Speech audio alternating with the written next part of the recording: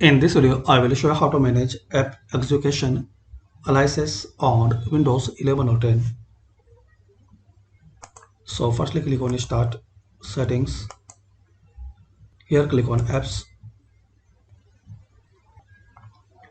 Now here click on Advanced App Settings. Then here click on App Execution License. Apps can declare a name used to run the app from a command prompt. If multiple apps use the same name, choose which one to use. So you can turn on and turn off app execution aliases.